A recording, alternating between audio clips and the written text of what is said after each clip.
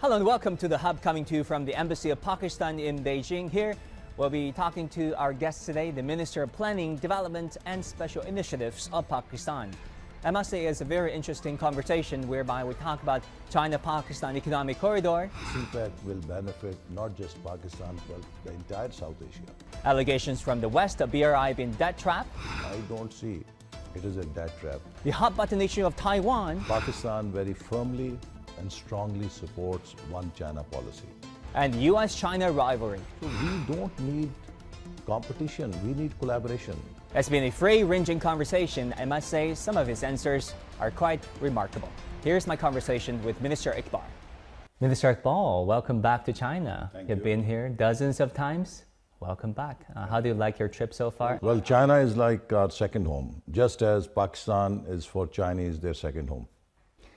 Awesome. I had the pleasure of visiting your country in 2011. I visited Gwadar port back then. It was in its nascency, in its inception stages. What is it like now? 2011 looks like a previous century. You should come now. That's long ago. What is it like now? Well, it has changed very much. Gwadar has now developed in infrastructure, in its facilities, is becoming now a modern port city. And we hope that in years to come, it will really become a very smart port city and center of trade and commerce in the region. China is helping us develop Gwadar as a port city. We have now a free zone in which Chinese companies are investing, and we hope that there will be a lot of activity there from that industrial zone. I heard that the eventual goal would be to make Gwadar a hub of commerce, trade, and commercial activities, not just between China and Pakistan, but throughout the region and even the world. Well, Gwadar has a very strategic location. If you look at Pakistan, west of Pakistan, there is Central Asia. All the Central Asian republics are landlocked, and they look towards Gwadar as their gateway to rest of the world. And with China-Pakistan Economic Corridor also terminating or starting at Gwadar, Gwadar becomes a natural extension for CPEC, China-Pakistan Economic Corridor, extension to Middle East, to Africa, to Europe. And in future, through Gwadar, the goods can be shipped to China in almost less than 1/10 the time and distance that takes goods to go from the South China Sea by sea route. So that way, I think Gwadar is the port of the future. Minister, we've heard so much about CPEC and about the road initiative. Some reports highlight its achievements, singing praises. Some reports highlight the underperforming or delayed projects. Can you give us a comprehensive assessment of where is CPEC now? CPEC started on 5th of July 2013 when Prime Minister Nawaz Sharif visited Beijing and an MOU was signed. And I had the honor and distinction of signing the MOU on Pakistan's behalf. It was a piece of paper, but within a very short span of time, both sides worked out a portfolio of $46 billion of projects to be carried out under CPEC. And of this, more than $29 billion worth of projects were realized after President Xi visited Pakistan in 2015 April, within a short period of 3 years. So this is unprecedented in history of Pakistan, that we are able to materialize $29 billion worth of foreign projects in different sectors. CPEC envisaged to first and foremost help Pakistan overcome its energy crisis. In 2013, we were facing a terrible energy crisis with 16 to 18 hours of power shortages. I experienced that when I was there. So CPEC helped us put up more than 5,500 megawatts of energy. Similarly, through CPEC, we developed modern transport infrastructure, motorways, highways, that has helped Pakistan develop a modern logistic base for trade and commerce, and also to improve its competitiveness by making the movement of goods and services faster. Third, CPEC also helped us develop a fiber optic cable from China that actually now forms an information highway between Pakistan and China and provides a backbone to our digital infrastructure. Third is industrial cooperation, in which now under CPEC we are envisaging development of several special economic zones And many Chinese companies are relocating to Pakistan because we have low cost of production. The cost of human resource is much less than now what is in China or many other countries. And besides, Pakistan has fairly good trained human resource and a modern infrastructure to support business operations.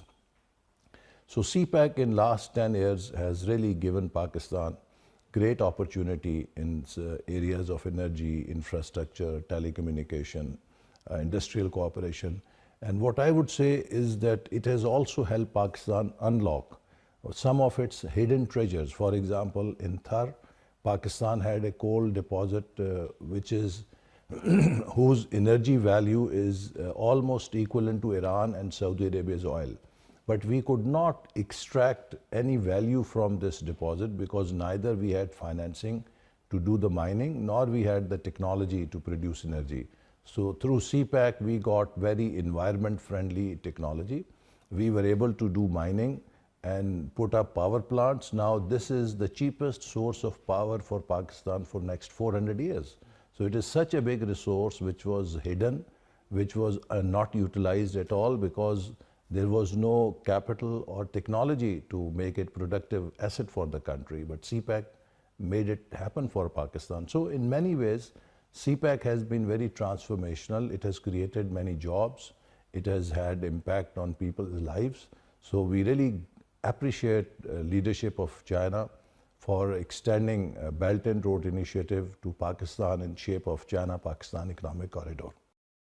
For sure, full of promises, Minister, but as you understand, there are challenges as well. According to CPEC's authorities, a website tracking the progress of all the projects that you have described. There are different stages of progress going on. For example, in transport, 6 out of the 24 projects have been completed. Of course, many others are still being constructed. In energy sector, 12 out of 21 are done. In Gwadar Port, 4 out of 14. Of course, given the scope of this project, it's only natural that some projects are still being reviewed, under construction. It may take a decade to build a road. We all understand that. How satisfied are you about the progress so far? Well, under CPEC during 2013 to 2018, during our previous tenure of government, we saw unprecedented progress. There was very fast implementation of the projects. But in 2018, unfortunately, there was a political change in Pakistan in government. The new government did not own CPEC as strongly and were very inexperienced. So they could not keep that momentum on CPEC. So we lost some time. But now, since April, when there is a new government in Pakistan, the same party is back, which was there 2013-18 in power. Prime Minister Shehbaz Sharif, who was previously Chief Minister of Punjab and very active supporter of CPEC, he is now personally supervising the progress and implementation of CPEC projects. I am also back in my role to supervise CPEC projects. We are now working day and night to revive the same momentum and speed behind CPEC. Now CPEC, we must understand, is not a short-term or a medium-term project. It's a long-term project. It has 3 phases. The first phase was 2014 to 2020. That largely focused on infrastructure bottlenecks in Pakistan.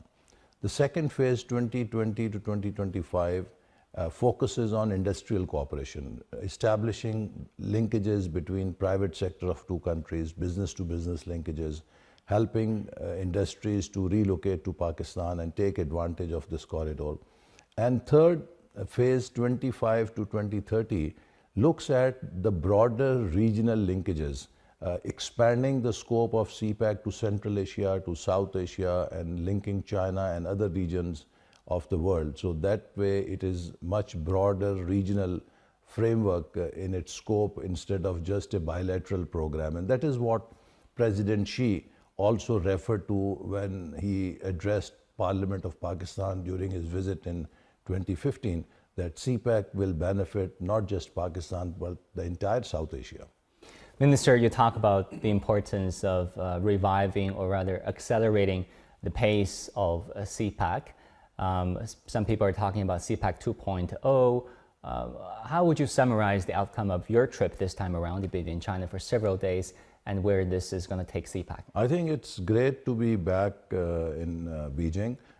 Particularly my last visit was in April 2018 towards the end of our previous government, but then later there was pandemic and there were restrictions, and now China is opening up, which is good news, not only for China but also rest of the world. We can reconnect, we can revive our cooperation. So I see much greater momentum. In this visit I have had meetings with some of our old friends and also Chinese authorities, who are also super excited to see CPAC move to the next level.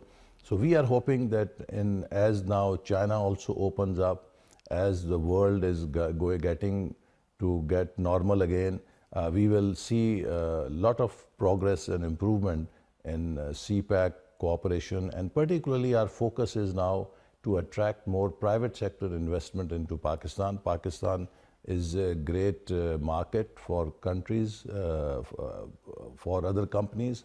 We have 60 to 80 million population, which is middle class, with a total population of 220 million. And we are very strategically located. So therefore, I think no big business can ignore Pakistan. So now many Chinese companies are again looking at Pakistan and trying to see that how we can establish their presence. Mining sector is one of the areas that we are particularly promoting. Pakistan is very rich in mines, and we need investment to develop this sector and to have value addition. We are also encouraging joint ventures to promote exports to third countries, because Pakistan has a priority to promote its export sector for future. So we are also interested, and we are also seeking cooperation from many Chinese companies to set up industries in Pakistan where we can do joint production to export to third countries. So I see very interesting prospects, and I am very hopeful that in coming months we will see a lot of activity under CPAC. As someone who signed the MOU initiating the Belt and Road Initiative, CPAC in particular, 10 years ago between our two countries, and then coming back to the role of the Minister of Planning, Development and Special Initiatives, how would you assure the Chinese companies and entrepreneurs who might be having concerns about the security situation in Pakistan? Because here in China or elsewhere, occasionally they hear reports of citizens having security issues there, extremist attacks there. How would you assure them that Pakistan is a safe destination to invest in? First and foremost, I will say that the government of Pakistan is investing many times more resources for the security of Chinese workers in Pakistan than it is investing for its own people. So we put security of Chinese workers even above security of our own people, because they are our guests, and it is our duty to protect our guests. Secondly, during 2013-18, there were 60 to 80,000 Chinese workers working in Pakistan on different CPAC projects. Not a single incident took place.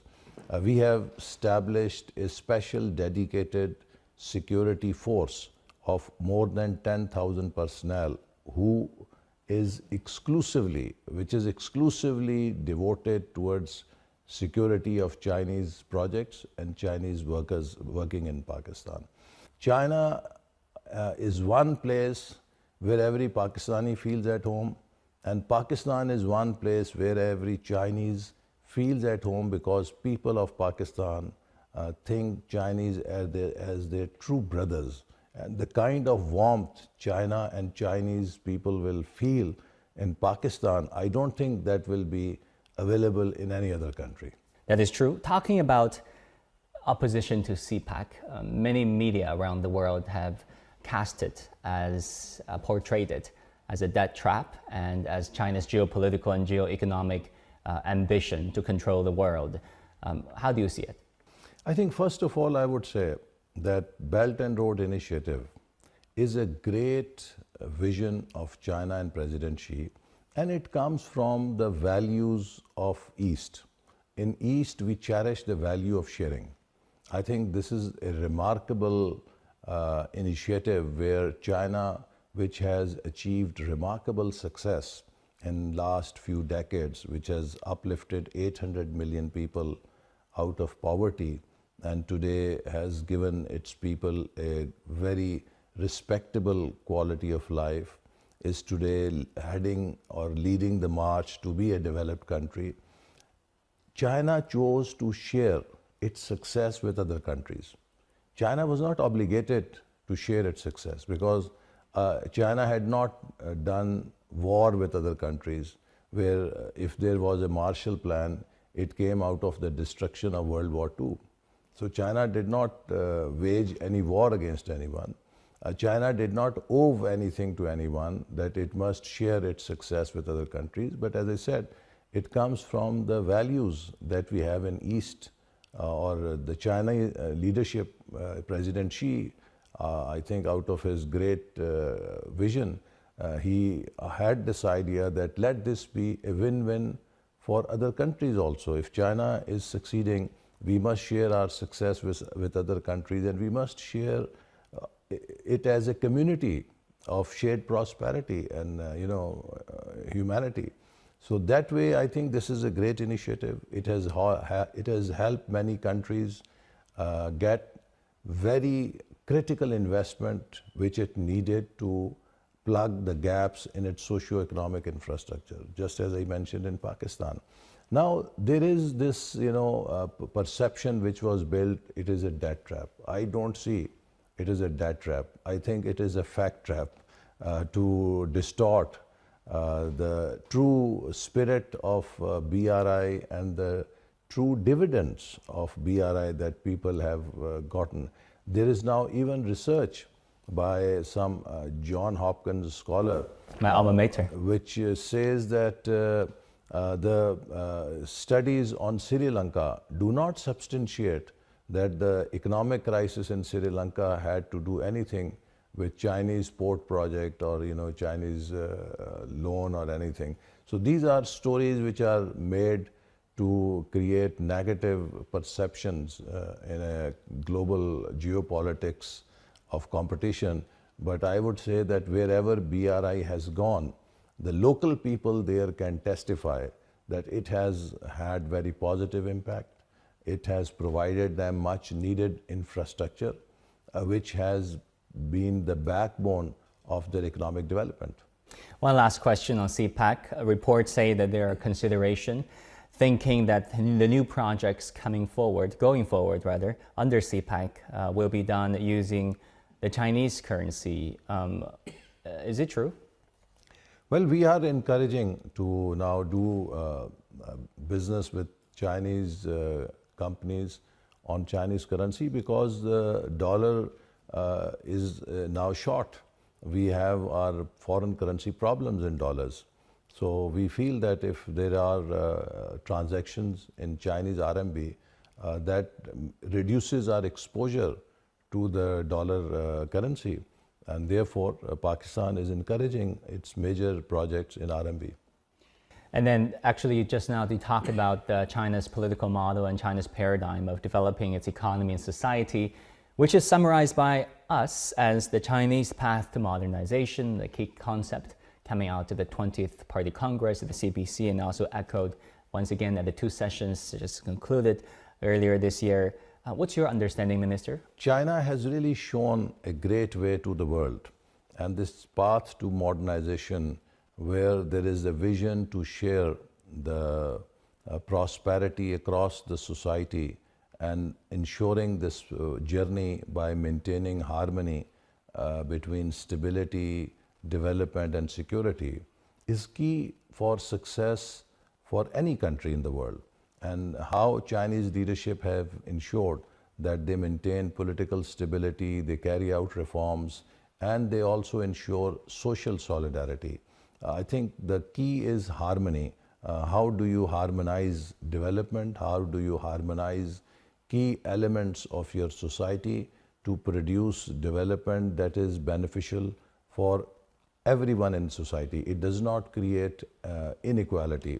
It does not create disparity. So a wholesome development that is shared by everyone, and that encompasses the new drivers of progress and the new technologies, I think that is a key roadmap that China has set for itself, and other countries can take many lessons from this and adapt these lessons to their own environment.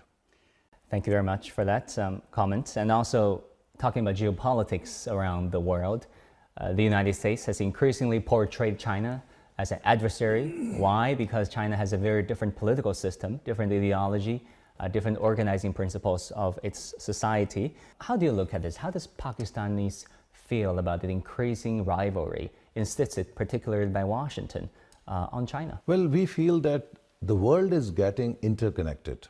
Everyone knows that how world is becoming more and more interconnected. Now, I will give you one example. That look at the Ukraine war.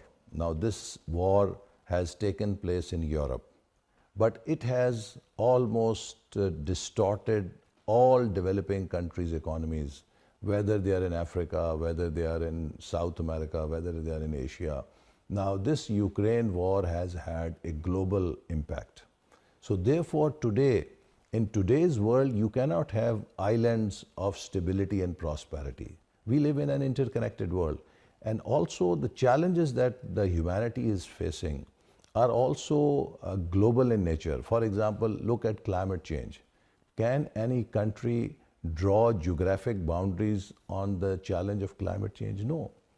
Similarly, the technology, how it is impacting us. Today we live in a world which has global supply chains, interconnectivity.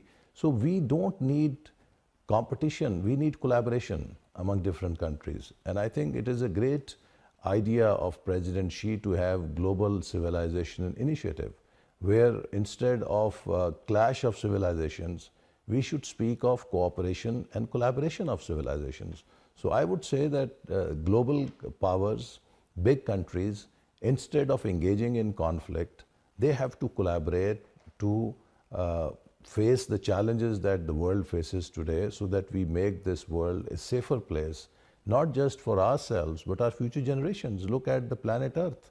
It is at danger. We suffered history's one of the worst climate disasters last year. More than 33 million people were inundated in water. More than 1/3 country was inundated in water. More than $30 billion damage and loss was done through this climate disaster. Now, this can happen anywhere. So we all need to work together to make this planet safe and to make sure that we leave this planet in a manner that our future generations can also have safe and healthy life here. So this requires collaboration, cooperation, not conflict. But does Pakistan somehow feel that it's walking a thin line, on one hand balancing its relations with someone who saw it as an ally, on the other hand honoring a timeless and time-valued friendship? Well, I think we don't see at our relations in either or way.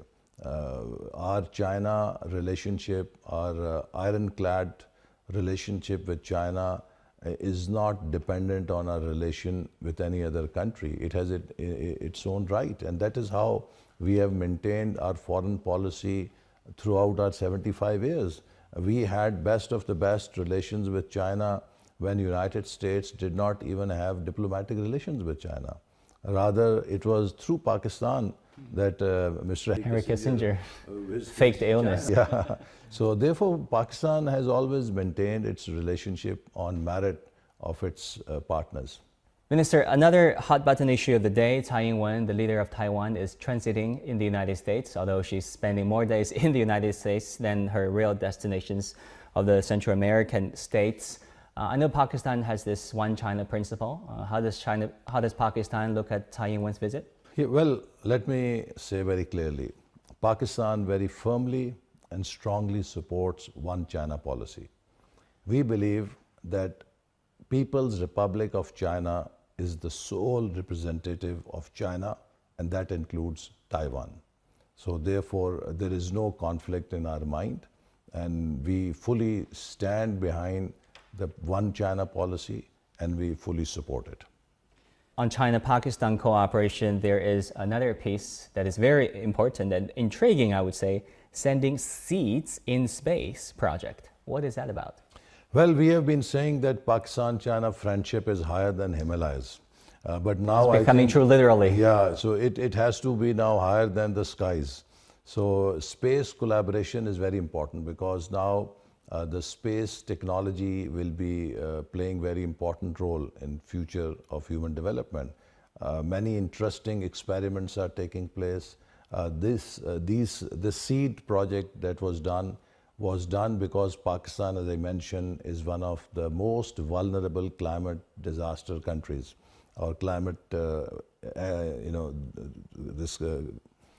Pakistan is one of the most vulnerable countries in terms of climate change.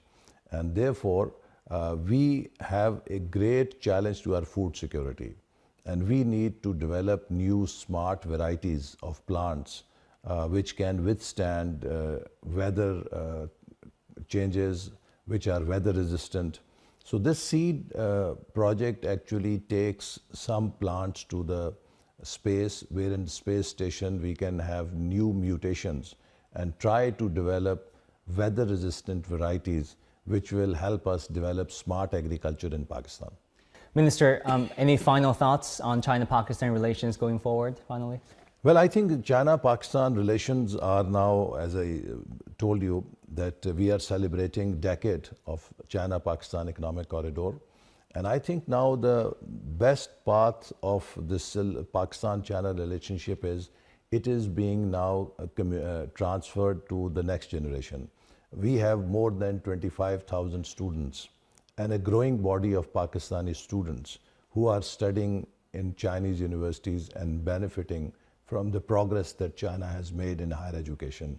I think these young Pakistanis will be the true ambassadors of Pakistan-China friendship, and they will be the bridge for future to connect our society, to connect our businesses. And I hope likewise more Chinese youth can visit Pakistan and go to our universities. We have more exchange programs because the spirit of Pakistan-China Iron Brotherhood must carry on from one generation to another generation. Thank you so much for your time and all the best. Safe travels back to Pakistan. Thank you very much. Thank you, sir. Thank you very much. Now, towards the end of the interview, Minister Iqbal invited us back to Gwadar, where I had the pleasure of visiting in 2011. He said Gwadar is now a very, very different place. Thank you for tuning in for this episode of The Hub on CGTN. I'll see you again next time.